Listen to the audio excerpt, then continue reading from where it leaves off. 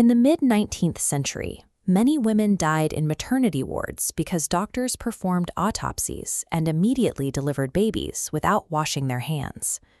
This wasn't a lack of soap, it was a cultural inhibition.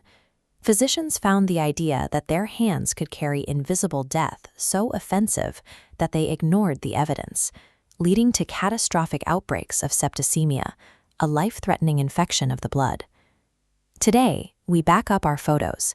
We save our passwords, our digital histories, with religious frequency. We consider this preservation a basic requirement of modern identity. Yet a strange paradox remains. Despite our obsession with saving data, the personal conservation of our own genetic code is almost non-existent. This gap in our behavior isn't caused by a lack of technology. It is a psychological taboo, a deep-seated resistance that blocks us from integrating our biological reality into our social identity. This reluctance to own our genetic data mirrors our political lives. Currently, human groups feel unable to organize without a symbolic representative, a single president or leader who stands in for the whole. Relying on these central figures forces us to project our collective neuroses onto them. This dependency prevents us from achieving a distributed, real democracy, where power is shared across the network.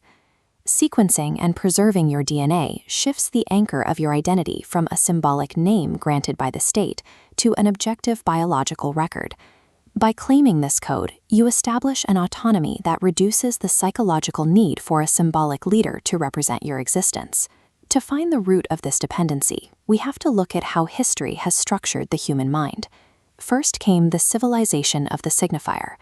Early communities organized through language and central symbols, like a tribe around a shared fire. This focus became the seat of power. Society learned to orbit a single authority figure, creating hierarchical systems that dominated human history. Classic psychoanalysis flourished in this era. Sigmund Freud mapped the human mind based on these structures of language and symbolic authority. While these symbolic structures allowed us to build civilizations, they also trapped us in a cycle of power struggles and psychological dependency on the representative at the center. We've entered the civilization of the code. Networks extinguish the central symbolic fire, replacing it with a decentralized web. Algorithms now manage our behavior. We see this in the DSM, which sorts human experience into raw, predictable data points rather than symbolic meanings. This regime carries a specific danger. Without human symbols to ground us, the code can reduce individuals to mere statistical entries, alienating the unconscious and turning people into automated datasets. We are currently navigating a chaotic transition. Failing to consciously master this code leaves us at the mercy of our own automated networks. The path forward is the civilization of the sign. Here, we move beyond being managed by the code to becoming fully conscious of it. The voluntary conservation of DNA is the definitive sign of this era. It is the moment an individual consciously acknowledges and preserves their foundational biological instructions. To keep this biological data from being weaponized, we apply the principle of cybernetic feedback.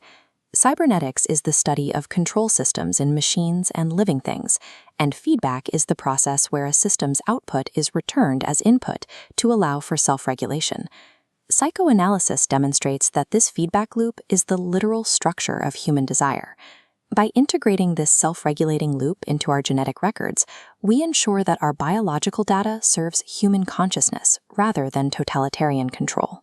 This evolution is a core component of psychohistory, the study of the psychological motivations behind historical events and the evolution of entire civilizations. Visionaries like Aurobindo Ghosh predicted that societies must pass through mandatory psychological stages to reach a state of collective maturity. Psychohistory identifies the psychological development of the child as the primary catalyst for this civilizational shift. Currently, the decentralized noise of the digital age disrupts the traditional psychological development of children, leaving them disoriented within the network. A child raised in a society that preserves DNA, a child who directly perceives the biological reality behind the digital code, attains a new level of awareness. This awareness produces the first truly civilized human, free from the old dependencies. In this future, artificial intelligence ceases to be an external threat. It becomes the objective apparatus of the human unconscious mind, helping us navigate what was previously hidden from our awareness. Breaking the taboo of DNA preservation provides the technical foundation for a shift in consciousness. Confronting the literal code of our existence allows us to integrate our biology into our social structures and reach the mature psychological cycle predicted by history.